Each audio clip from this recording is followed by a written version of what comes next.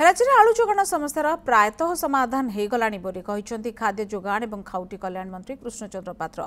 मंत्री कहते बजार में आलू मिलानी बेपारी मैंने निज उद्यम आलू किणवा सहित सरकारी स्तर में आलू आसाथिबा कहते जोगाण मंत्री।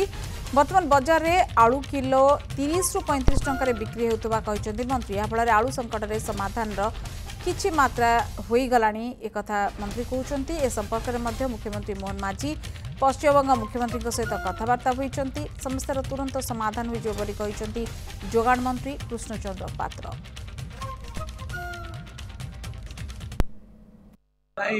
आलू समस्या तो समाधान हो गलानी मुझे मोर पाखे खबर अच्छी वर्तमान 30-32 टंकार सब आड़े चाउल आलू मिलानी आ कहीं वेस्ट बेंगल आलू ट्रक आसवा पहुँची गलानी सबू सहर मानक अनलोड हो। आज मुझे ढेंकानाल भी देखी माने ट्रक पूरा अनलोड होता आउ समस्या ना मान्यवर मुख्यमंत्री कथबार्ता होती वेस्ट बेंगल मान्यवर मुख्यमंत्री सहित तो समस्या प्राय ओभर ए किसी असुविधा।